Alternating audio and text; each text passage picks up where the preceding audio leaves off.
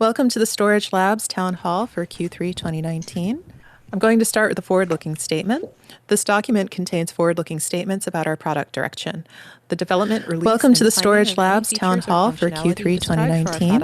I'm going to start with a forward-looking statement. This document contains forward-looking statements about our product direction. The development, release, Welcome to the Storj Labs Town Hall for Q3 2019. I'm going to start with a forward-looking statement. This document contains forward-looking statements about our product direction. The development, release, Welcome to the Storj Labs Town Hall for Q3 2019. I'm going to start with a forward-looking statement. This document contains forward-looking statements about our product direction. The development, release, Welcome to the Storj Lab.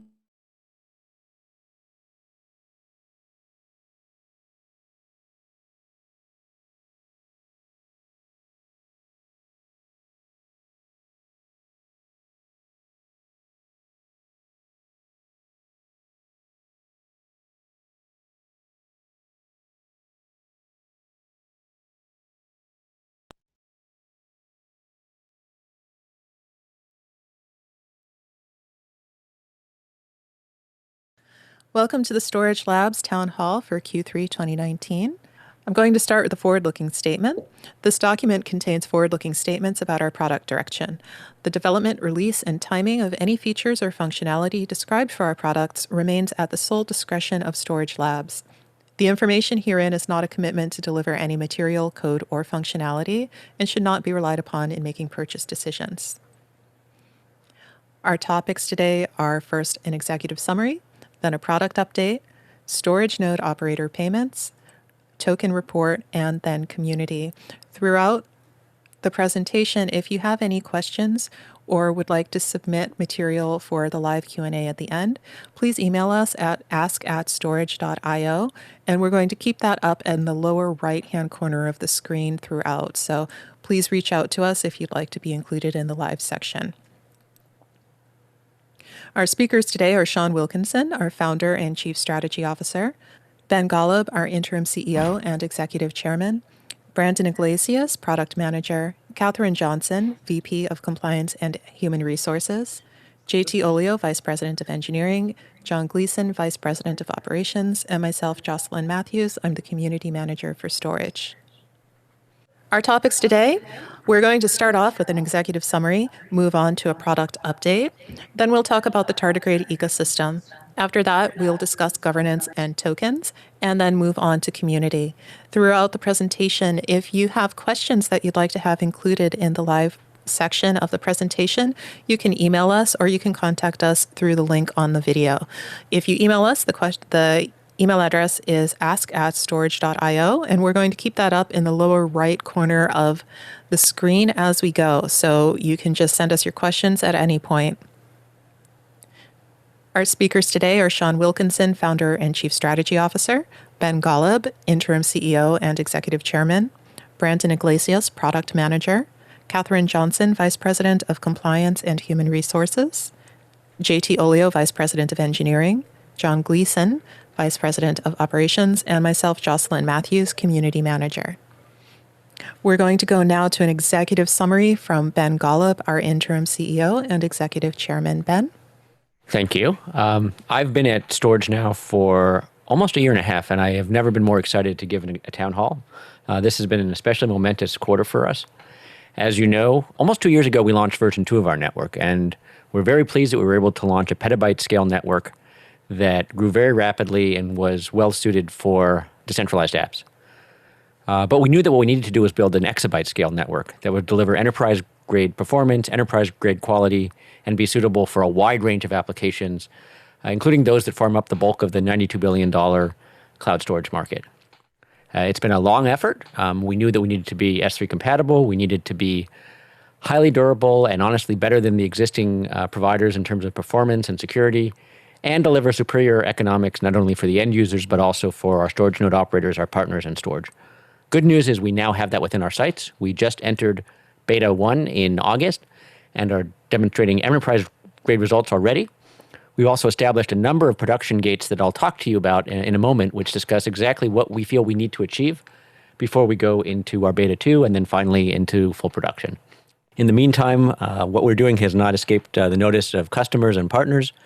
We're very excited with the long list of people who are doing proofs of concept with us, who are partnering with us from an open source and a customer perspective. We've continued to grow as a team. We're now 48 people, doing better than planned on finances, one big executive hire that I'll talk about later today, and finally continuing to not only be enterprise grade in terms of our product, but we also think enterprise grade in terms of our governance and transparency. In the upcoming quarter, of course, we are looking to move past our current beta, which is Pioneer 1, into Pioneer 2, and then into production launch, and continue progress on governance, and continue progress on bringing more and more customers online in a test capacity so that they're ready to go when we finally switch the production switch.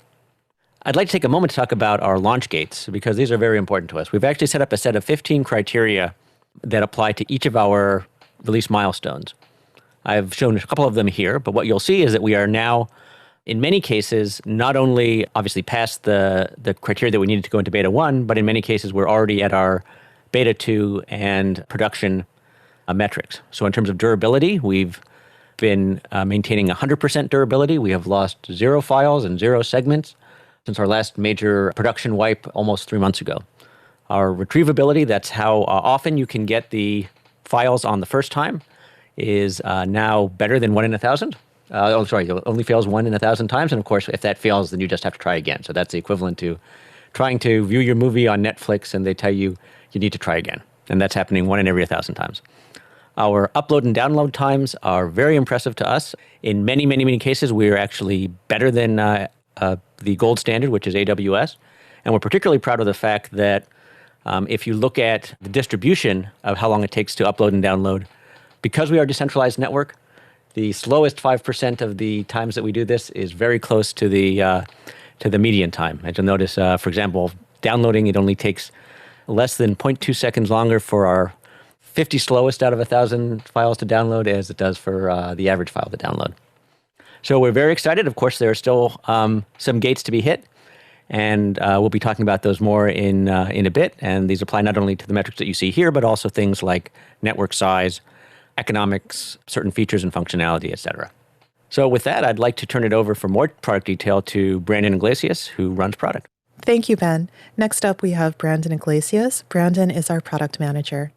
Hey, thanks, Jocelyn. So this slide might look a little familiar. As you guys already heard, we're currently in our Pioneer 1 release, which is beta 1. We're working towards Pioneer 2, and hopefully later this year, we'll be launching Voyager. I'm going to be covering a bit more detail about those releases in the next few slides.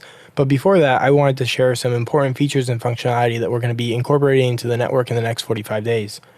Storage node operators are going to get a lot of new functionality. We're going to actually be adding new features and things to the storage node dashboard. The storage node dashboard is a graphical user interface that we released last week for node operators to be able to get more information and data about how their node is doing on the network.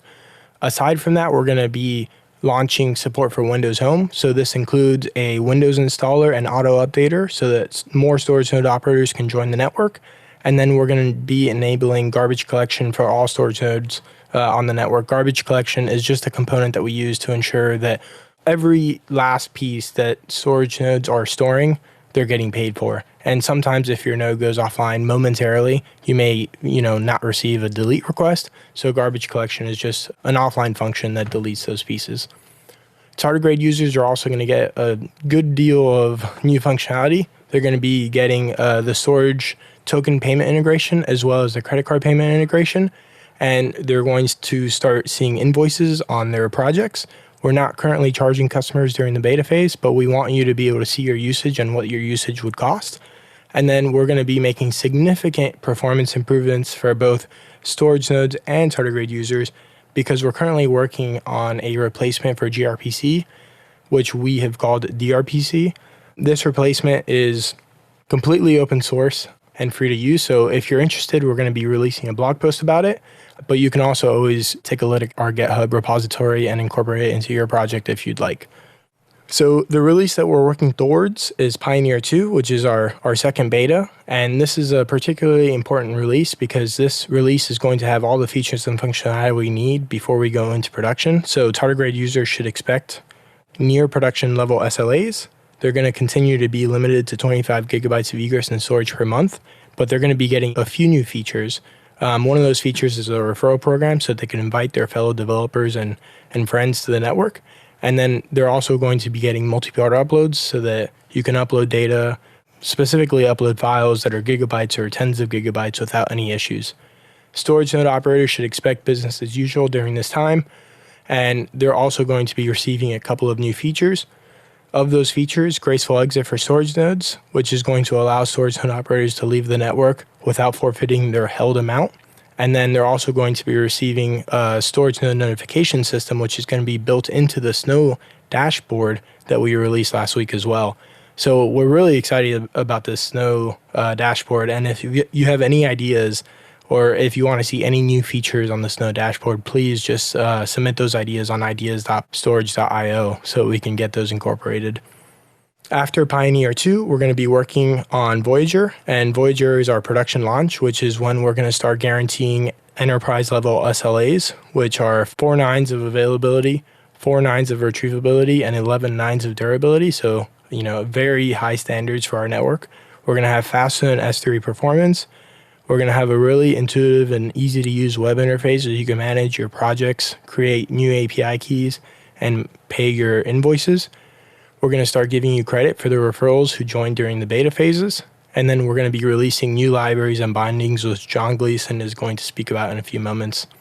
Aside from that, storage node operators should expect business as usual, actually more business than usual, because since we're going to be launching production, we expect that the usage, the network utilization on the network is going to be much higher, so you should expect bigger payouts. And then we're also going to be releasing binaries to multiple operating systems, so you don't have to rely on Docker or Windows Home.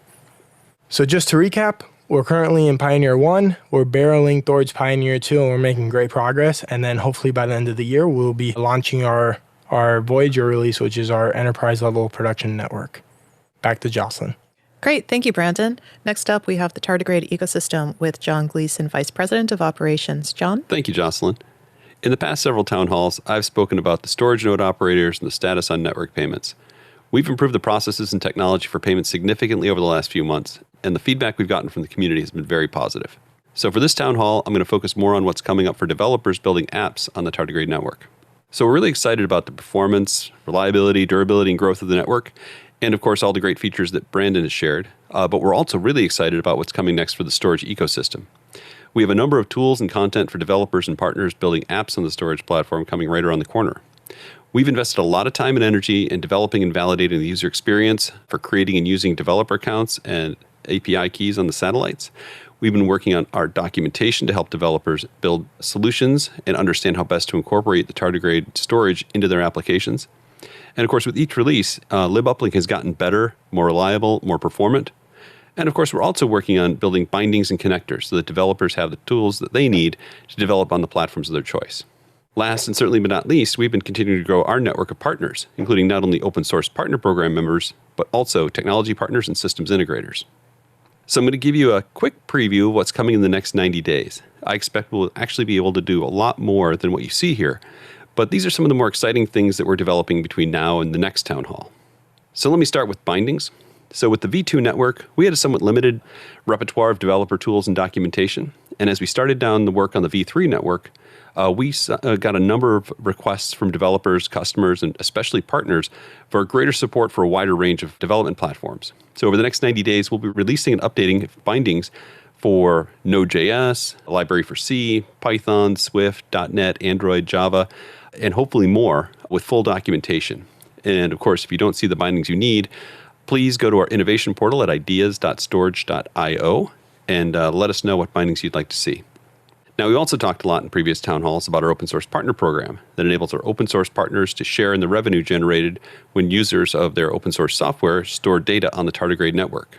We're releasing a connector framework and documentation to make it easy for partners to develop connectors that allow them to store data on our network and allow us to credit the users for that usage and attribute that value and share the revenue with the open source partners. We're also releasing some reference implementations for a number of connectors, including MongoDB, MariaDB, and the others you see on the screen here. And in addition, we will be releasing a reference implementation of an IPFS node integration that uses tardigrade for the network storage on the back end. So we're very excited about this, and we're hoping that this helps developers see the value of the storage network and how easy it is to develop. So while I'm not giving updates necessarily on payouts for storage node operators, that also doesn't mean that we don't have any news for them. In addition to support for Windows Home, as mentioned previously, we're also releasing support for a number of popular network-attached storage platforms, including Western Digital, QNAP, Synology, and also FreeNAS, the open-source NAS software. So I think this will also help our network grow and be something our storage node operators are really looking forward to. So before I pass the mic on to Ben, I'd like to take a moment to highlight one of our systems integrator partners, Satoshi Soup. Satoshi Soup is the customer engagement platform for blockchain, and they're a talented team with a deep bench of DApp development expertise as well as enterprise software delivery experience. Satoshi Soup is bringing a number of solutions to market over the next few months, including a wide range of application integrations and a suite of mobile apps across multiple platforms. We've worked really tightly with Satoshi Soup over the last few months, and working with them has allowed us to ensure that we're building a platform developers will love. Now, I'm personally really thrilled with where we're at with the platform and where we're going, but it's great to see a partner like Satoshi Soup actually getting hands-on with the tardigrade platform and delivering some really compelling functionality and great user experiences. So with that, let me turn it back over to Jocelyn. Thanks, John. Next up, we have Tokens and Governance with Ben Golub, our interim CEO and executive chairman. Ben? Thank you. And now welcome to the least interesting part of our town hall, which is by design. We think that how companies in our space deal with tokens and governance should be straightforward and consistent. As you'll know, over the past several quarters, as we've discussed what we've been doing around tokens and governance, we do want to be enterprise-grade public company quality in terms of how we manage our tokens as well as our product.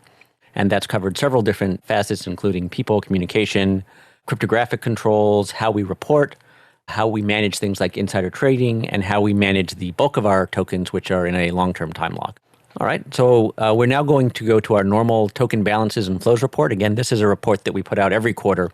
As you may know, normally we do our town halls right after the end of each quarter because October happens to be a really, really busy month for us with a lot of interesting announcements and conferences to be at. We've moved this up a little bit in the schedule, so this reflects 2 months rather than our normal 3 months. But you'll note that things look fairly consistent. We again released 75.1 million tokens in our token sale.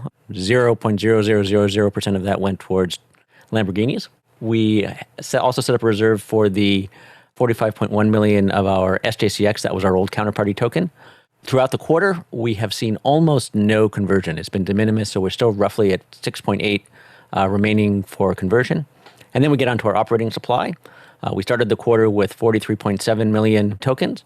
You'll see here the various usage, which seem fairly consistent with our previous quarter.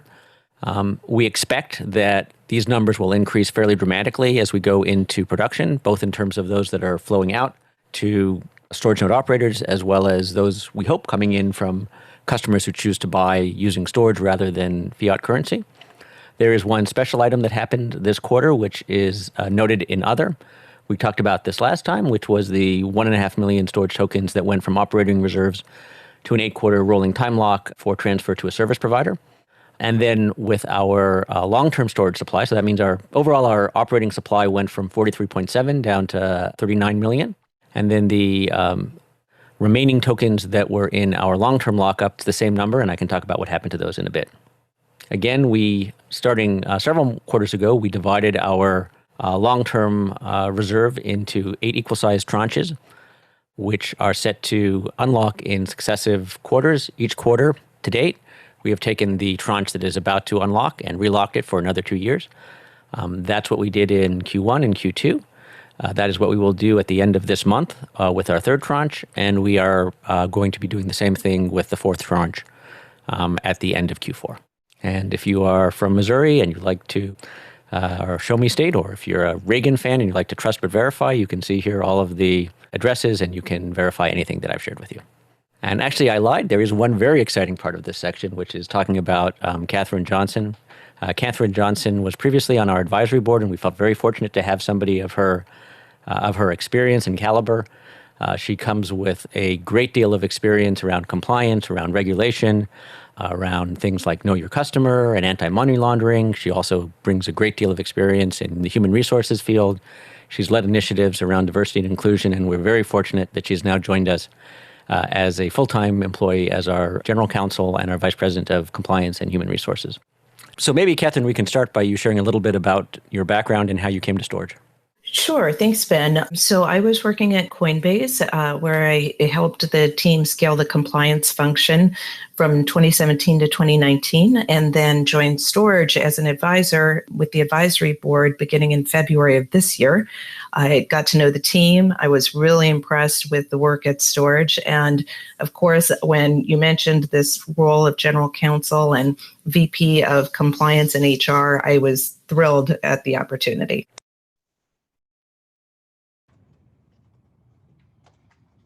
Thanks. Thanks, Catherine. So we're back live and we have the whole crew in here with us. It's time now. This is Jocelyn Matthews. We're going to talk about community update. And I just wanted to say that we've been really listening to what the community has to say and following on from some of the issues that come up, like topics of conversation. And I just wanted to talk briefly about some of the things that we've been up to. So one of the things that we talked about last time around is doing an AMA series, and we are moving forward with that. We're going to be kicking it off with John Gleason, who's our Vice President of Operations, but we also have several of the engineers that have agreed to do Ask Me Anything series, as well as Sean Wilkinson, our founder. So we've got some really cool stuff coming up on the forum with that. The format is just going to be that we'll open for questions for a couple of days, and then whoever the guest is going to come in and answer as many questions as they can in a speed round. So it should be really exciting and fun. Beyond that, we've been doing events on 3 continents. So we have events that we've done and that are coming up in North America, Asia, and Europe. Our founder, Sean Wilkinson, is speaking at DevCon in a couple of weeks. And we have also got speakers at All Things Open. We're going to have a big presence there. It's the biggest developer conference in North America. So we're really excited to say that we're going to have 2 speakers, 3 talks. We're sponsoring a booth, and we are the official sponsors of the app. So we're going to be putting together a surprise for the booth that is tardigrade themed. And we're also going to be demos. And we hope that you'll come over and see a live demo, get your hands on the platform. We also have Korea Blockchain Week coming up, and we have a presence there. And we are also going to have a presence at Open Source Summit Europe. Beyond that, we also encourage the community to reach out for meetup help. So if you're interested in having a speaker or financial sponsorship, let us know. Submit a request, and then and look at each batch. And so the next batch coming up is in October. And we are looking forward to supporting the community in a variety of ways. I also wanted to give a spotlight shout out to Topperdell. Topperdell is a long-time member of our community, and he's been working on a .NET Sharp wrapper for storage. So this library storage to upload and retrieve files and secure cloud storage. There's a sample app, and you can check out his GitHub, and you can see on the screen that we've also got a little GIF, the sample app. So if you would like to see how to upload your KitKat pictures to storage, this is how it is. And then just moving forward to involvement, I just want to give the same shout out that I always do, and let people know that you can contribute to our GitHub. We have a mix of help wanted and good first issues with bounties available. And we're always looking for a diverse mix of cool people to become community leads, event organizers, and volunteers. So please follow us on social. We're on Twitter at Storj Project and also tardigrade_IO.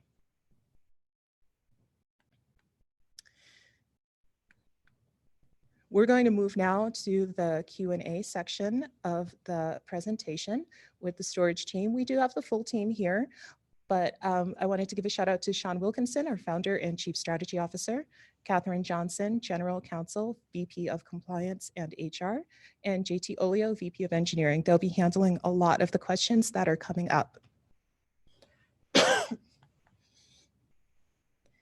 Our first community question. I have a full 2 terabyte storage node, but want to expand and provide more to the network. Of these two, which is the better option and why? First option, obtain a 4 terabyte hard drive, copy the data over, and increase the node. Second, obtain a 2 terabyte hard drive, create a new node on the same IP, run 2 nodes, leaving the first one full. What is the reason you don't recommend option X? I'm going to put this question to JT. Hi. So basically the major, getting closer to the microphone. The major thing that you want to keep in mind with your storage node maintenance is downtime, uptime, and the risk that you have with each hard drive failure. Option 2 of these options is definitely better because it reduces the amount of downtime for adding a new hard drive, and it reduces the amount of risk of one of the hard drives or some of the data failing and causing downtime or loss of data for your other node. So it'd be better to have 2 nodes running on the same IP instead of 1 node. We're trying to align node IDs basically to each hard drive first. So for every hard drive you have, you should have 1 node ID. Great, thanks. Next question. And you can take this, JT, or we could also give it to John Gleason, our Vice President of Operations. Will FreeBSD, FreeNAS support be added? Yeah, absolutely. I think you heard in the previous part of the presentation today, we're adding a number of support options for supply side partnerships. And of course, FreeBSD, FreeNAS is on the list. And so we should expect that out in the next 4 to 6 weeks. Great, thank you. Next question. I want to establish a server with a Supermicro server solution with 300 to 600 terabyte capacity and contribute the whole space to storage. Is this possible? If yes, how? Also, can I be paid in cash? JT? It is possible. If you'd like to set up, again, going back to the previous question, you should set up a node per hard drive, and you'll need to make sure that you have sufficient bandwidth and auth tokens for each node. If you're interested in running more than 1 to 2 nodes, we're perfectly happy with that, of course. But please reach out to us so that we can help better coordinate getting you those auth tokens so we know better who's running what nodes and that we can better spread data out across our network. You can't currently get paid in cash. You can get paid in storage, which is easily exchanged for fiat and or to buy more storage space on the network. Great. Okay, next question. I'm going to kick this one over to Sean and to Brandon. Will there be a dashboard to let me easily see my reputation and other stats? Will the install and other tools be made usable for slightly less techie folks who still have the spare hard drive space and network connectivity? Thank you, Jocelyn. So yeah, I'm so glad that someone asked about this question. As we talked earlier in the town hall, we recently released the Snow dashboard, which allows you to get more information about how your node is doing, its reputation, and what your resource allocations look like. We're also planning on releasing a Windows Home installer wizard, so we can add support for Windows Home so that we can have more storage nodes join the network. So this is Sean here. So adding a little bit to that. So there are really 2 dashboard projects going on right now. One is the Snowboard, which gets you stats on your specific node, and then another dashboard that my team is working on that gives you a little bit more insight into the public stats of the network. So both of those are in progress, and we hope to, the Snowboard was just put out quite recently, so you can go check that out, and that hopefully should address some of your concerns in terms of seeing the stats that you want on your personal node. And very soon we'll also have that public dashboard so you can see some of more of the network stats that you may be curious about. Great. Oh, Sean, I have one more question for you, which is, when are you going to tell us a joke? Usually it's at the beginning. I'll tell you at the end. You'll tell us at the end? I'll leave the best for last. Okay. All right. So everybody has to listen all the way through to the end. The next question is, are there any plans for Prometheus format metrics from the storage node for monitoring? And let's see. Let's give this one to JT. He looks eager to hop in. JT? I'm eager because we already support this. All of our services that we've built with the Storj v3 code base have Prometheus output. Maybe the major question is that we should document it better. But the debug port on all of our services, including storage nodes, export Prometheus format. The amount of metrics and the amount of data that we're sharing is constantly changing. But if you're interested in finding out more about your node, you can configure your node's debug address to listen on a specific port, and it supports the Prometheus format. Great. I have another question for you. Once the storage node software is fleshed out more, will it be possible to run storage nodes in a high availability configuration for larger snows to further minimize node downtime for operators who have the infrastructure and capability to support that scale instead of running lots of smaller nodes? Yeah, so a lot of the people that we've been receiving incoming requests for the supply side have been asking for more of these larger capacity installations. And one of the things that we realize right now is we're asking people to do a node per hard drive, and that's pretty tedious to set up for lots of nodes. So we are working to make a better user experience for running large capacity, large operator environments for storage nodes. And so please stay tuned for that as we work on that. Okay, thanks. So we have the next question this one is for John Gleason and Sean Wilkinson. Will there ever be proper apps for the mass market to use, like those already available on other cloud storage providers? John Gleason? Yeah, let me start with this one, then I'll kick it over to Sean. So our goal is, of course, to be a object storage platform for that developers will love. And a lot of the work that we're doing right now is making it easier for developers to build applications like Dropbox or any other app that stores data on us. We definitely don't want to compete with our network, but we do want to release some reference applications that make it easier to develop. So let me kick it over to Sean to talk a little bit about what his team is doing in the application space. Yeah, so my team, we're working on several apps that are using the Storj network and platform. And all of those are open source so that developers looking to integrate with the Storj network can kind of use those as a good reference point.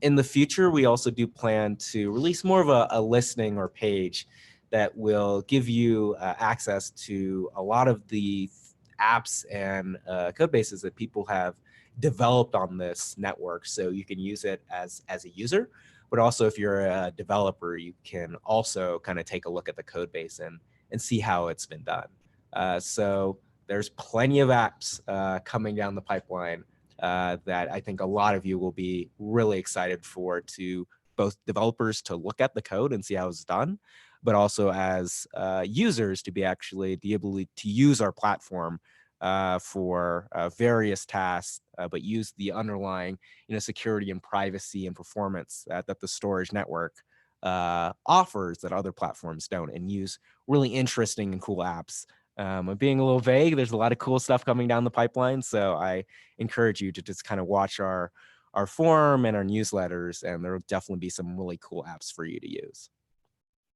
So that gives you a sense of what our positioning is as Storj, but really the best source of proper apps that you'll see coming in the very near future are apps developed by our partners. So partners developing applications to work with a lot of the open source partner projects to help use Storj for database backups and extend those projects and make them more self-sustaining for open source, as well as a lot of mobile apps.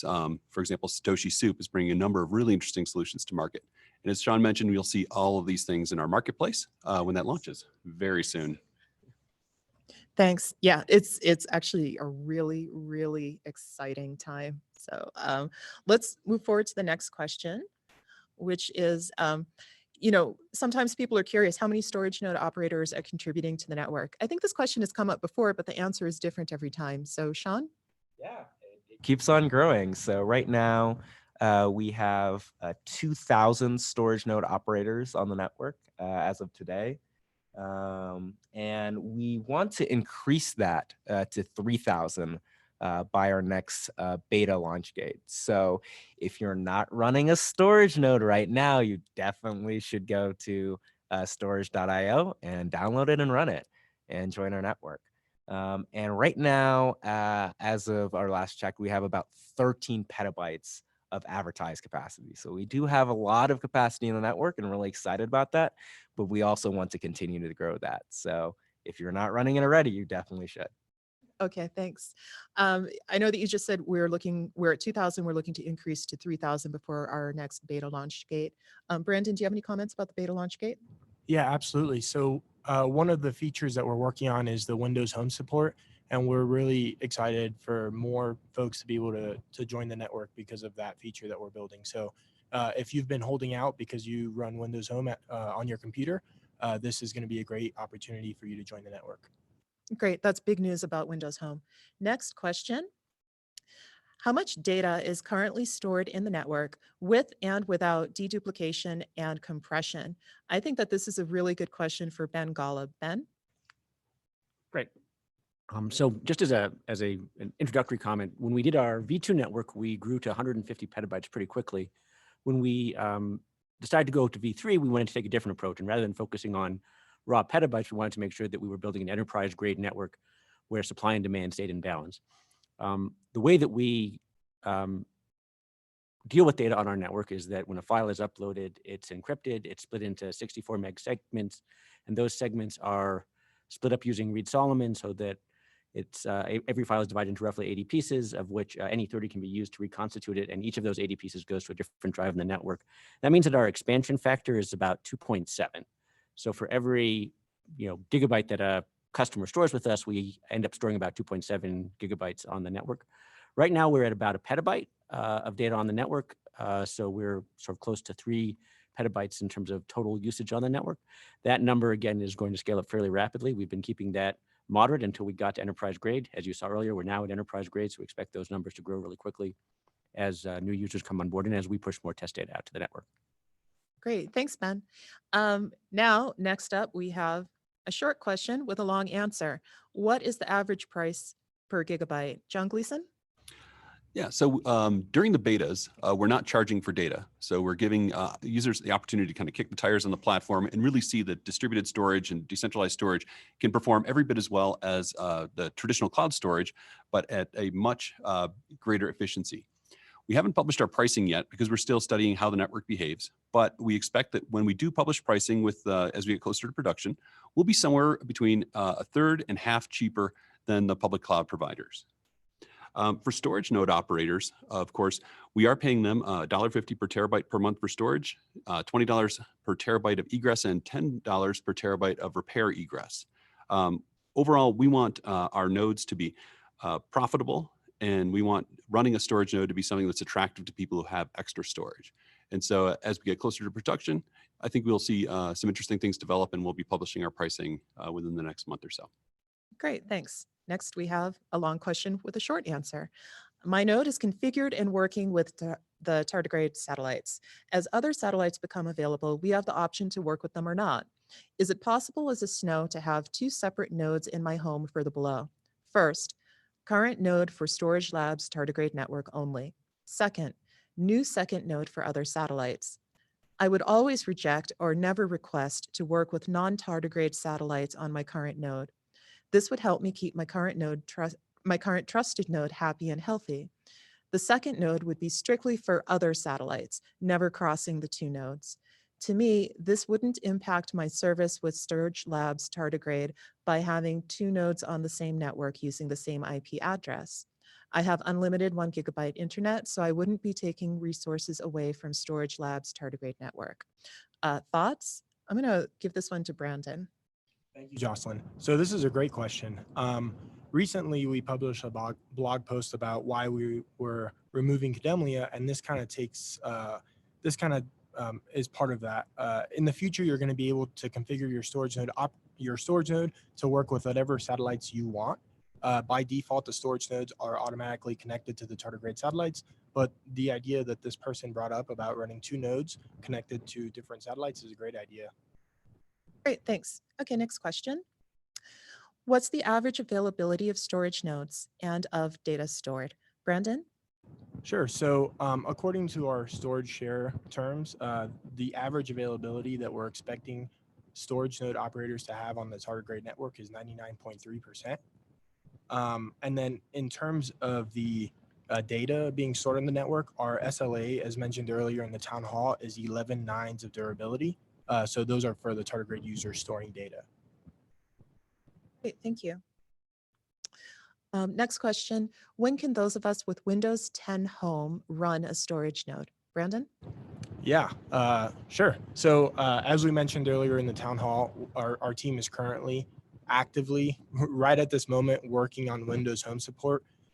We expect for this functionality to be delivered within the next 45 days. So please, please check in on our blog. We're probably going to do a blog post about it and an announcement so we can try and recruit more storage node operators to the network. Great, thank you. Next question, do you have any incentive plan for industry partners who can help Storj v3 deployment on distributed devices? We have verified Storj 3 and our latest commercial NAS device. Partnering with Seagate will be launched on November 11th in China. Integrating with Storj v3 and its update could be a native or plug-in feature. John Gleason, would you like to take this one? Sure. So we're actively working on integrations for a variety of NAS devices. But I think really the question here is about looking for an incentive program for large scale supply side partnerships. And so we'll be rolling out our supply side partnership program within the next 4 to 6 weeks. Of course, if you need more information sooner, you can absolutely reach out to us at partnerships@storj.io, and we'll get back to you and figure out if there's something we can do sooner, or at least give you direction. Great. Do you want to give that email address again? Sure, absolutely. It's partnerships@storj.io. Okay, thank you. Next question, any plans to pay in US dollars instead of coins? John? No, we have no plans to pay in US dollars or a US dollar stablecoin. Our focus is really on growing the use of our Storj utility token within the network. We pay in tokens because we can easily pay hundreds and thousands of people in hundreds of countries with just a few clicks. With fiat currency, it's just not possible. And when we're operating in as many as 180 different countries and territories, the token is the most efficient way to do that. All right, thank you. Next question. So this is about downtime. So this person says the downtime of 5 hours is quite low for home users. This person had a problem with their ISP. The ISP took a full day to come to their place and fix the internet. They go on to say, I think that with downtime, you should be more flexible since most of us are doing this at home. Yeah, this is a tough challenge, but honestly, we're building a product that's going to compete with Amazon S3, and so in order to meet those performance requirements, we have to have nodes that are online all the time, that are reliable, that have great available bandwidth. So with our tardigrade satellites, we're working to identify whether downtime is due to an ISP or whether it's due to the operation of the storage node. And as we increase our ability to sort of detect what the issue is, we can really tune the model in terms of the impact on reputation for storage nodes. And so it's an area of focus for us. But in terms of the storage nodes that are available, thankfully, it's not just tardigrade satellites that are available, but across the whole decentralized network, there'll be other community satellites running, and they may have different and varying requirements. And so it provides those nodes an opportunity to work with a different group. Okay, thank you. Here's a question. I appreciate that each satellite is separate and independent in its own right, but it's also a critical single point of failure for customers using it. How can you assure the potential customers that their chosen satellite will not have downtime? What technical measures will be implemented to guarantee this? Hi, so the major important fact about a satellite is that it's actually a collection of servers.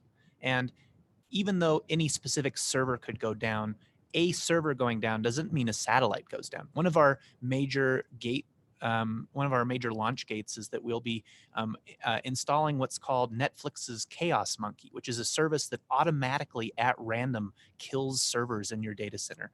And the point of doing that is to encourage us to make sure that we've built our software to be robust in the case of failure.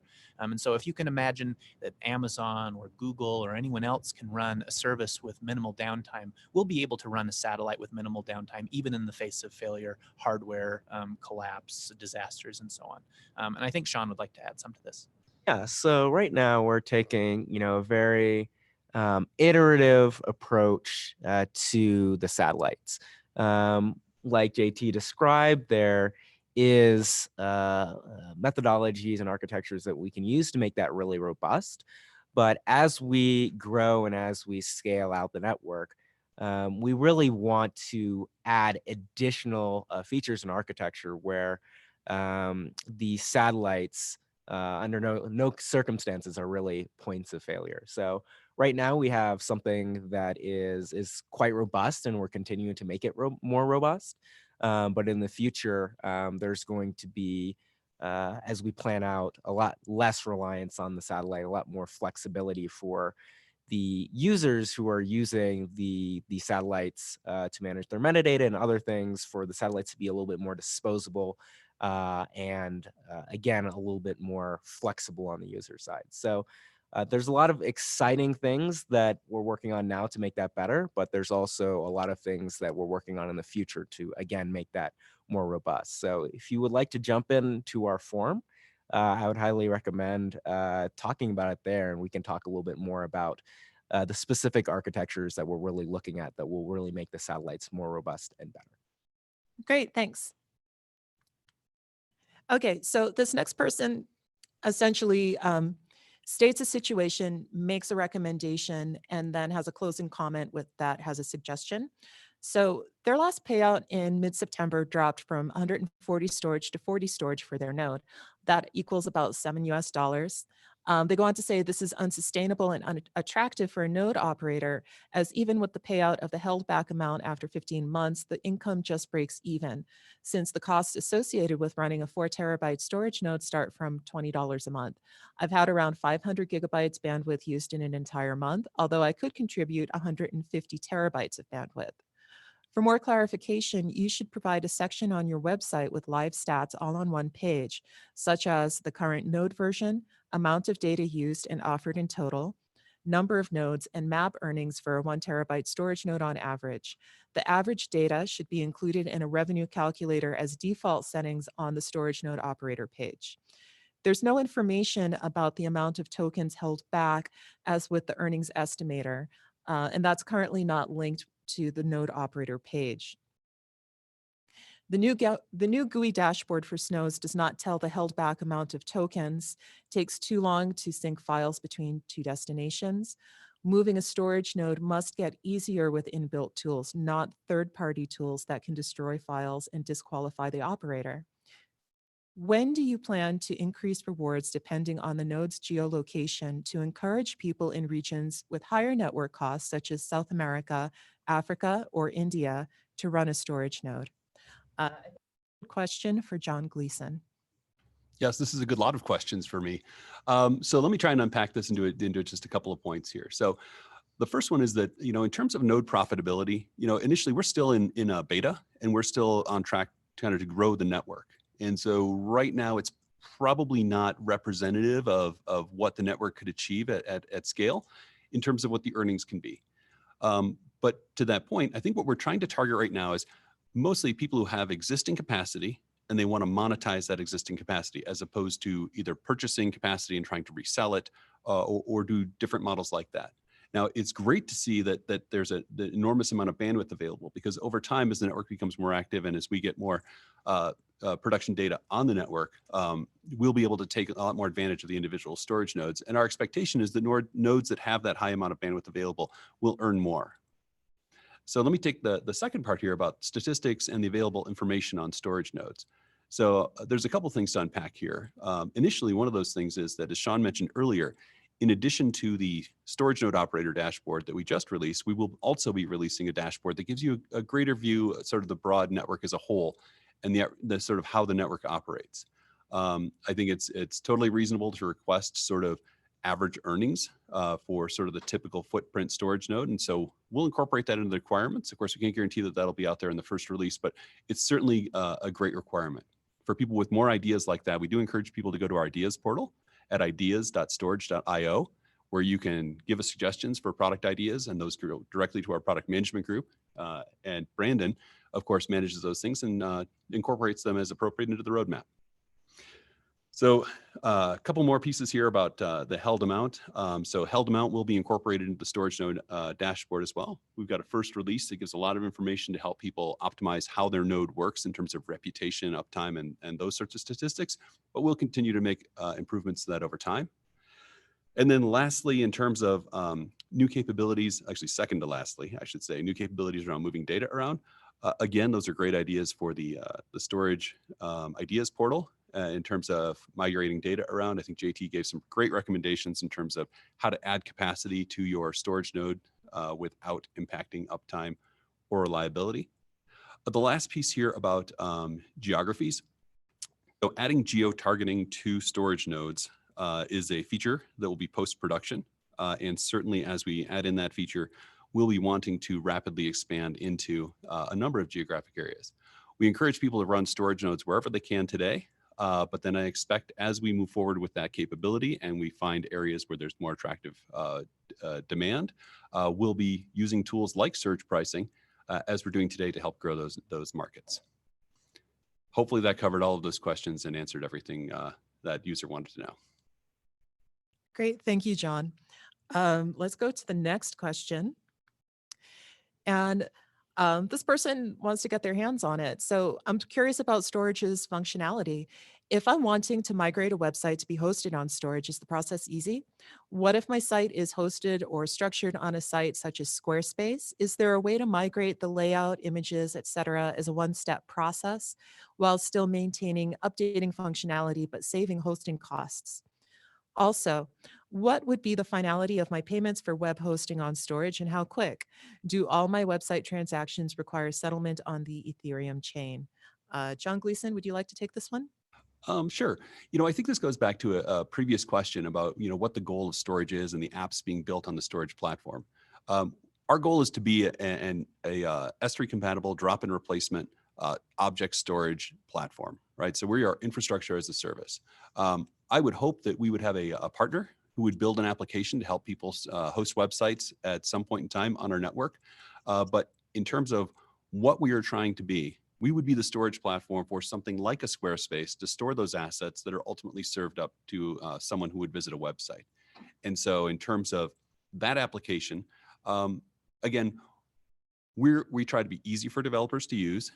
And not only in terms of developer tools, but also in payment. And so we accept dollars, we accept storage tokens, and those are of course billed on a monthly basis. So just to sort of wrap it all up, we're a platform for developers to build applications like this, not necessarily to provide those direct application services, and we make it easier for developers to build those services and of course pay for the storage. Okay, thank you. Moving forward, this, I believe, is the last question that we had received in advance of the presentation day. So after this, we're going to move to live questions that have been coming in as we've been talking. This community question is in 4 parts. First, we have developers on standby waiting for development access so we can have solutions ready by tardigrade launch. Yet it doesn't appear that any development access has been provided in months. Can you please give an expected date of when developer access will be provided? Part 2, does the V3 network as of today host any client data, or is it all still test data? Part 3, it would appear that quality of internet service has not yet been taken into account for node priority and reputation. Can we expect to see these elements added to the V3 network before launch? And finally, we're enthused at the level of quality and detail you're putting into the V3 network. Are there any ways we can more closely assist with the V3 network development team? Okay, so I see I'm getting this one again. I've gotten all the multi-part questions, by the way, all the long ones. Whew. All right, let's take it from the top. Okay, so in terms of developers on standby, it's been a long road developing V3. We're really proud of where we are. But during that time frame, we stacked up a wait list of 11,000 developers, and so we are working our way through that wait list. But it's one of those things where we have to work through the wait list in a way that's healthy for our network, and so. We're getting through the list as quickly as we can. The more storage node operators we get, the stronger and healthier the network becomes, the more people we can invite on. So I would say stay tuned. We're really blazing through it right now. And I would expect that we'll be through the wait list fairly soon. But again, we're doing it at a metered pace that's healthy for the network. So second, in terms of what data is on the network. So again, we're in beta. We're not charging for the data, but we do have a number of partners and customers who are building out POCs and storing actual data on the network and seeing, the suitability and comparing it to the current performance and value that they're getting from other networks. And so there's a significant amount of test data, and we are using that to sort of bootstrap the network and reward storage nodes who are joining and helping us grow the network before we have production data. But again, there's a fair amount of actual real customer data as well. In terms of the third question there, the quality of internet service, actually we do take into account the quality of internet service, and that is represented in a number of different ways in the statistical model for storage node reputation. So response time and the ability to deliver successfully pieces of files for download. These are aspects that we're all tracking. And if you look at the blog posting, and I believe it's called Reputation Matters, you can search for that on our blog. That gives you sort of the full depth and breadth of the number of elements that we take into account when tracking the statistical model for storage node reputation. And so I think we'll be able to expose more of those as we move forward. But right now we're trying to get the ones that are most important in front of you with the Snow dashboard. And we'll be increasing the amount of information there as needed, basically to make sure that storage nodes are performing as well as they can. And then lastly, thank you for being enthusiastic about the quality and detail of the V3 network, because we're pretty happy with it too. And there are ways that you can work more closely with us to help us with the V3 development. So please go to our GitHub repo and look at the open issues and see if there are areas you can help. And of course, we've gotten some great community submissions from, for example, Topper Dell and the .NET bindings. We'd love to get more bindings and more integration support and more tooling, because the more kits that we have to develop, the more things that we can develop, and the faster our ecosystem will grow. And as the ecosystem grows faster, the amount of data on storage nodes and the storage network will grow faster and be more profitable for those storage node operators. Thanks. And yeah, extra shout out to Topperdell again. One thing about having community members work with our development team is we really enjoy it, and we really enjoy the conversations that we have with community members. We really enjoy seeing what they do with what we've done, and we're looking to get as many of those kinds of interactions as possible. So if you do have ideas, you can contact us, you can talk to us in the forum, and you can also make suggestions on ideas on the ideas portal. So Brandon, would you like to give the link for the ideas portal again? Yeah, it's ideas@storj.io. Thank you.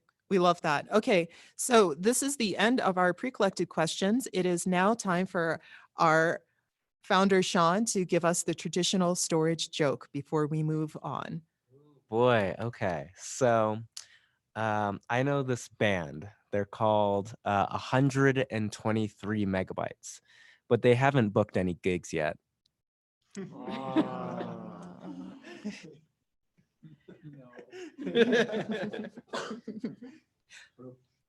Thank you, Sean. Okay, so that was the comedy break. Next, we're going to move on to a slightly more serious question, which is, we had someone from the community asking, what are you doing about the lack of regulatory clarity in crypto? And this is a fantastic opportunity for us to get a really solid answer from Catherine Johnson, our General Counsel and VP of Compliance and HR. I'm going to turn the mic over to Catherine. There you go. Hi, thanks for that question. So as many of you know, there have been a lot of developments recently in this space. And, while there are a lot of changes and a lot of things happening and people starting to talk more about blockchain and crypto, say, for example, with the congressional hearings this summer around Facebook and in this area generally, and, recent events with KIC and the SEC case, unfortunately, it doesn't still give us a ton of regulatory clarity or a reliable framework in which to work. I know that this impacts some other companies in this industry more than it does us, but it's still important to follow the developments. One of the reasons the developments will have less of an impact on us is because our token is securely a utility token and not a security. And that's one of the questions that a lot of people are asking in this area, people who have had ICOs. You know, will their token be viewed as a security or a utility? Now, fortunately for us, when we had our token sale, it's clear that ours was a utility, not a security. We had a working product, you know, and we also rolled out that token sale following best practices using a Big Four advisory firm and also a leading national law firm to make sure that we were following best practices. In addition to that, while we follow, you know, what's happening in the industry, we're also confident that that we're following best practices, including token and corporate governance, as well as sound treasury management. For example, following our 2017 token sale, we converted the bulk of our proceeds to cash and used that to build our platform and business. You know, this along with the disciplined plan for converting for converting proceeds to cash to build our platform has been, you know, given us confidence that, you know, that we won't be directly impacted by some of these developments, even though we watch them unfold. Great. Thank you for that comprehensive answer. It was really, really wonderful. Let's go to the next question, which is it expected that the ratio between storage and transfer will remain what they are now? In other words, it appears transfer bandwidth is the key and that storage doesn't get maxed out. JT, would you like to take this question? Sure. Thanks. It's true that bandwidth we expect to be our main limiting factor. And so while the ratio will probably change as we move from archival to general storage to content delivery down the road, the ratio of storage to bandwidth, we do expect that bandwidth is our most precious resource. And I think John has more to add to this. Yeah, I think as JT mentioned, as we're able to grow the network and achieve those higher value use cases, those higher value use cases will also mean greater earnings for storage node operators because, yeah, again, you make more money with the egress bandwidth than you do with the storage, of course. And our goal is to really use that bandwidth to the highest possible use. Wonderful. Thank you. So the next question is, I keep getting email saying you want more nodes, but the system won't allow me to add any. Brandon, would you like to speak about this? Yeah, absolutely. So we definitely are looking for more nodes to join the network. And if you are getting that error, I think the best thing to do is to visit storj.io and get another authorization token so you could set up another storage node. If you have any issues getting an authorization token, you could always contact our support team or visit our forum. But yeah, every single node needs another authorization token, and we are giving those authorization tokens out. So just visit our website. Hey, thanks. Next question. I started contributing drives to Storj a year or so ago, and my platform hasn't changed. Is there something I should be doing to upgrade with you? I'll take this one again, Jocelyn. So the main thing that you need to do as a storage node operator is to ensure that your storage node is up to date in terms of the software that you're running. We do have really easy to set up automatic updates if you're using the Docker container. It's called Watchtower, and our documentation site has a bunch of information on how you could do that, so you don't even have to worry about it.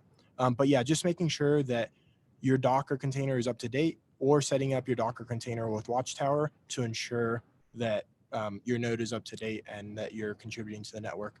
In terms of hardware, we don't expect you to buy any specific hardware. You should just continue to use the hardware that you've been contributing for over a year. Okay, and then what if they're on V2? Yeah, so we're still operating the V2 network. And so storage node operators are still being paid for the storage and bandwidth that they provide there. But the great thing is, as we transition to V3, we will be announcing a cutover. And for storage node operators on V2, we'll be communicating that we want them to stop using V2 and start using V3. But we definitely want to keep V2 operational for the customers that are there. And we are already actively working to help those customers with their migrations from V2 to V3. And so stay tuned for the time frame in which we'll want to do that complete cutover. It's coming soon, but we're not there yet. Okay, thanks.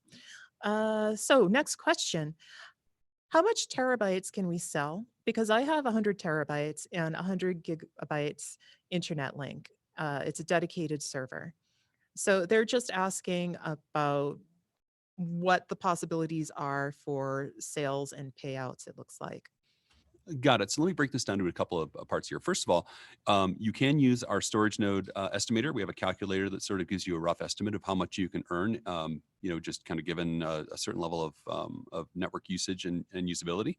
But again, looking at what you're suggesting here with the actual number of terabytes, it's a pretty big node. And so this might be one of those things where you may want to reach out to partnerships at storj.io as we're starting to evolve both the services, the capabilities, and the incentive model for large scale operators. So stay tuned for that and feel free to reach out.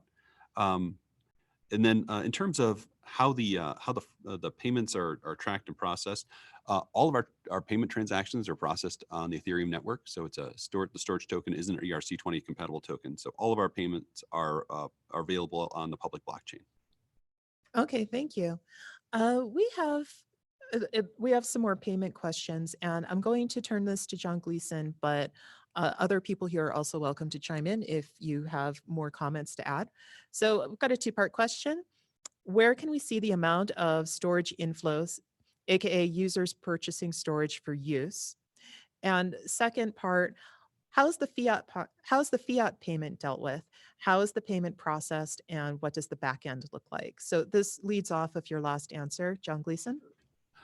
Yeah. So in terms of the amount of storage inflows, the best place to see that is really with our quarterly token flows report, because with the number of different users who could potentially be paying, it's a little difficult to sort of discern which transactions are which on the Storj network, but we are as transparent as we possibly can be in terms of how we report that data. In terms of fiat payments, on a satellite for developers who wish to store data on the platform, we accept credit cards. We use Stripe on the back end. We use coin payments to accept Storj token. And basically the payments processed are relatively straightforward. If you register for an account on the satellite and you go check out, you can see what our payment processing screens look like. But it's as easy as you would see on any other infrastructure as a service site where you want to buy resources. And of course, as we said a minute ago, all the transactions are on Ethereum. So you can use CoinMarketCap to see the different exchanges on which you can purchase or sell Storj token, depending on whether you want to use it to buy storage or you're a storage node operator who has received Storj token, who doesn't need to necessarily store data. So yeah, stay tuned for the next beta and get a developer account. You can see it for yourself. Okay, thank you very much. Next question. Any update on node operator onboarding timelines? Let's give this one to Brandon Iglesias. Yeah, so we're definitely onboarding new storage node operators to meet our launch gates, as Ben mentioned earlier. If you're interested in joining the network, the best thing to do is to visit storj.io and get an authorization token, or take a look at our documentation site at documentation.storj.io. The other thing that I want to point out here is that we're going to be adding support for Windows Home in the next 45 days. So if you are a Windows Home user, please stay tuned for that announcement. Great, thank you. Next up, what is the current status and future plans of the V2 storage network? I run 3 nodes and they appear to be stagnant. John Gleason? Yeah, so with the V2 network, we still do want to keep it active, and we're still processing payments on the V2 network. We're thinking about doing some things maybe to reward the storage node operators who have been very stable for us and have helped keep the V2 network operational as we approach V3. So maybe stay tuned for what we can do about that. But in terms of the actual network size, our focus right now is really on V3 and getting that ready as quickly as possible to grow. So thank you for keeping the V2 network going and operating those nodes, and stay tuned for more announcements about those and also the shift to V3. Okay, thank you. I have a question now for Brandon Iglesias, our product manager. Brandon, are there any plans for a unified status dashboard for storage nodes? Yeah, so we announced the Snow dashboard last week. It was launched, pushed into production. And the Snow dashboard gives you a bunch of awesome information about how your node is doing on the network in relation to each of the satellites that it's connected to. So it tells you your information about your node's reputation, information about your node's bandwidth and disk utilization. And we plan on enhancing the Snow dashboard a lot more in the future. It's probably the feature that I've been most excited for the last few weeks because it just gives our storage node operators so much more control over their nodes. So if you have ideas about things that you'd like to see on the Snow dashboard, please visit ideas.storj.io and submit those so we could get those added to our product development roadmap and hopefully make the storage nodes more empowered. So yeah. Thanks. Okay, as long as I have you here, here's another question. Out of the current 2,000 storage nodes, how are the storage nodes doing to meet the expected percentage? So we're still tuning our system, but the storage nodes have actually been performing much better than we originally anticipated. Our network is architected in a way that like we are accounting for bad storage nodes. So it's not really a problem if storage nodes misbehave or if they happen to go offline because our network is tolerable in that aspect. But in terms of the storage nodes that are currently on the network, we're so grateful because they have been doing fantastic, amazing uptime, amazing reputations have been on for all of the storage node or the majority of the storage nodes on the network. So so far the nodes are behaving and contributing in a really impactful way on the network. Great. That's really good news. Thank you. Next question, I'm going to ask JT Olio, Vice President of Engineering. JT, is it practical, or do you know of customers that are already storing point-in-time backups of their live production relational database on the network? So of course, we don't actually know what our customers are storing with us due to the end-to-end encryption, but we've also had no volunteered reports that people are doing this. That said, we've just begun a project to actually start doing this ourselves. I certainly store some of my data on Storj, and our DevOps team has just begun a project where soon we'll be storing our backups in Storj directly. We support backups for a bunch of different types of database systems. Of course, our wonderful partners, Mongo, Influx, Maria, so on. Any type of backup, we have a number of connectors that I'll let John talk about right now. Sure. Just as we mentioned in the town hall portion of this, over the next 90 days, we have a number of connectors coming online, and we're working with a number of the open source projects to make those easier to use for people because you've identified a great use case for us storing snapshots of databases, right? Because it's every bit as durable, it's faster on upload and download, but it's much more cost effective. And of course, the client side encryption, frankly, makes it much more private and much more secure. Okay, thank you. So here's the next question. I'm going to give this one to Catherine Johnson. This person just wants to know, how can I join the beta? Let me turn the mic over to you. Great, thank you. So to join the beta as a storage node operator, just visit storj.io. There's a link there to sign up as a SNO in the upper right-hand corner. And to join the beta as a developer storing data on the network, we're still working from a wait list and you'll need to join it to get access. So just visit tardigrade.io/waitlist. And we're going to be increasing the number of daily invites for developers in the next few months. Okay, thank you so much. Next question. I have a Synology NAS. Will there be an app released for the DSM so I won't have to use Docker on Synology? I have 8 terabyte drives with 12 CPU core servers, and I'm running 11 nodes currently on the same IP. I'm able to add more servers, but I add more nodes on the storage network for that same reason, but you keep asking for nodes. Let's see who I can give this to. I think this is a John Gleason question. John's our Vice President of Operations. John? Yeah, so we are, as mentioned in the first part of this program, adding native support for Synology along with Western Digital, QNAP, and FreeNAS. But I think the other aspect here is that if you have a single NAS, the footprint that we're really looking for is one storage node per hard drive, because running more storage nodes against the same underlying set of storage, it's really increasing and stacking your risk. Whereas what we're really using the software for is to sort of manage that redundancy and reliability. So that being said, if you have a large amount of storage and high performant hardware, our program for more of the industrial storage node operators will be coming out soon. And so stay tuned for that. And Sean, I think you want some information you want to add? Yeah, so actually I've been playing around with the QNAP, and we have some other people on our team that are playing with Synology. So it's very much an active project right now. It might happen in multiple stages. One, just easier instructions on how to get it running on those types of devices. And as John mentioned, you kind of want to run it one node per hard drive on some of those devices. But there's definitely interest on our side for making that process a lot easier on those specific devices. So it is in progress, and we're really excited about that. But right now, we're still working on and experimenting with those devices. Thank you.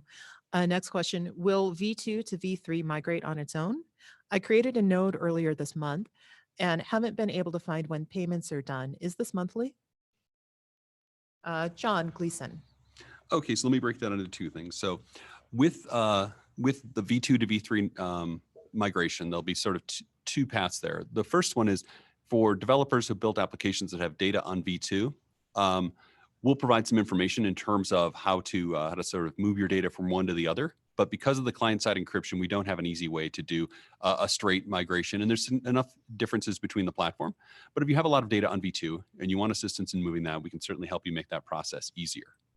On the storage node side, for storage nodes operating V2 nodes, it's an entirely different set of software. And so when we are ready for nodes to transition out of V2 and start operating V3 nodes, you'd simply wind down your V2 node and start running the V3 node. There isn't really a transition of the way pieces are stored on V2. It's substantially different from V3. It is a complete rebuild from the ground up. And it's the difference in talking about petabyte scale to exabyte scale doesn't even begin to describe the differences. Thank you. Next question, should Snow update alpha key to beta on Docker run string? So I would say no. The best thing to do is actually visit our documentation site. Documentation.storj.io gives you the exact commands that you should be running as a storage node operator to ensure that your node is operating properly. Great, thanks. Next question, what's the cost on storage for each retrieval? John? So I think this is trying to get at what our public pricing is for egress bandwidth. And as we mentioned earlier, we're not quite ready to announce our public pricing, but what we have talked about is what we pay storage nodes for retrieval. And from a cost perspective, we do pay storage nodes $20 per terabyte for egress bandwidth. Okay, and you can refer to that as well. So next question, what is the time frame for having a simple installer for low-tech storage node operators? For example, a .exe for Windows users. Brandon? So our Windows Home support is coming in the next 45 days. So that's going to be a really easy installer. It's just a wizard that's going to walk you through the steps of setting up your storage node. We also have features in our pipeline that are things like NAT traversal, so you don't have to set up port forwarding. And then eventually, after we finish those two sets of features, we're going to be releasing binaries for all operating systems so that you don't have to rely on Docker. So we have a lot of really exciting stuff coming in the future, and these are going to be easier setups for storage node operators who are not super tech savvy. Great. I have another question for someone who is eager to become a storage node operator. They're saying, is there a page I'm missing on storj.io to become a storage node operator? All I see there is the sign up for early access page, and I submitted my information to that form some time ago. Brandon? Yeah, so that is the correct form that you want to be visiting. If you visit our homepage, right in the middle of the homepage, there's a little button that says node operator, and then that takes you to storj.io/sign node up operator. So that's our sign up form. We do send out authorization tokens on a weekly basis. And if you haven't received an authorization token, it might just be in between us sending out batches. So it's also worthwhile to have people check their spam folders just to make sure you may actually already have it in your spam box. Great point. Thank you. Next question. How are other satellites, by which I think they mean non-tardigrade satellites, going to be marketed to the SNOs? Is there going to be a marketplace or some other design? So there's sort of two aspects to that. One is for community satellites, I think largely the role there is for community satellites to be able to market their own services depending on what they're offering. We will provide a path for community operated satellites to join the tardigrade network. So the tardigrade network, again, is the brand behind which we're operating storage run satellites. And we're working with our demand partners to run data and bandwidth through those satellites. In terms of a marketplace, as we bring tardigrade partners online, they'll certainly be listed in our marketplace. And community satellites are discoverable by storage nodes. And let me kick it over to Brandon just to talk a little bit more about that process. Yeah, so we do have a feature in our pipeline that is going to allow storage node operators to subscribe to lists of satellites that are put out by community team members. So if we have someone in our community who trusts a few different satellites that are not tardigrade satellites, storage node operators will be able to subscribe to that person's list and then start doing business with those other satellites as well. So there is definitely going to be a route for storage node operators to do business with more than just tardigrade satellites as they choose to. And yeah, ultimately what we're expecting is that a lot of storage node operators do business with more than just tardigrade satellites. And it creates a marketplace for people to charge and pay different rates. Great. While we're on that topic, we had a question from one person who wanted to know how to become a satellite operator. So we'll be rolling out a satellite operator plan after we've completed the rollout of our commercial storage node operator program. So we've got a little bit more tooling to do to make it easier to run a satellite. And there's a few more things in the pipeline that will help third parties run scalable satellites, but it's definitely on a roadmap of things to do. Okay, thank you.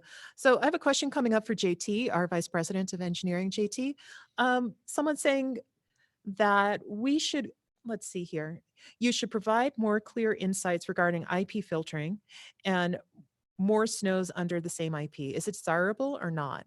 So there's two different sides to this question. Is it desirable from the perspective of having more diverse storage? No, we want more nodes across more geographic locations so that we have better durability and better resiliency across geographies. But in terms of a specific storage node operator, if you're a specific storage node operator, you only have a specific geography that you're working in, or maybe a handful, but one person is unlikely to be worldwide. So if you want to add more capacity, the only way you can do it is to add it in a way in which it is controlled by you in a limited number of geographies. And so we want to encourage specific storage node operators to add more capacity that they can, or the most capacity that they can to our network. We want to make sure that they do that with us by communicating through our sign up form, our wait list, and make sure that they're getting the right number of auth tokens and that we know who is managing what storage nodes. But all that said, once we get you an auth token for your storage node, there shouldn't be any reason not to add more capacity behind a specific IP. It just means that our system might not select your nodes as frequently relative to each other and to other nodes because the system at a high level is trying to distribute the data across a number of different geographies. Okay, thanks, JT. I have a question that I'm going to give to Brandon Iglesias, the product manager here. And the question is, how do you plan to send updates for users about changes in documentation? So there's two sets of users. There's the storage node operators and then the clients who are using the tardigrade satellites. The storage node operators should already be receiving emails about software updates so that they can make sure that they update their node. In terms of documentation, we are backwards compatible at this point. So you shouldn't necessarily have to change your command or anything like that. But if there are any major changes that you need to make as a storage node operator, you will definitely be updated via email. And in the future, one of the features that we're going to be adding to the SNO dashboard is actually a notification center so that satellite operators can notify the storage node operators who they do business with of important changes. The other side of the coin is how are we going to update our tardigrade users? And our tardigrade users are going to be receiving email updates about new documentation, new features and functionality that has been added to the network, and then also software updates that they need to make on their side. Okay, thank you. We're going to move forward to the final question now. And the final question is about satellites. So I'm actively looking at 4 satellites now on the Storj dashboard. Are there actually more satellites running now? Same question. When are we going to be able to be a satellite node and select the node? I think, Brandon, would you like to? Yeah, absolutely. So yeah, there are 4 satellites. We operate 3 of the satellites, and then there is someone else who operates the fourth satellite that is currently on the whitelist. As a storage node operator, you can already edit your whitelist and update it to do whatever, update it to add whatever satellites you'd like. I am not currently aware of any other community ran satellites, but we do have a number of partners that we're currently working with. John Gleason can probably touch on this, that are setting up tardigrade satellites.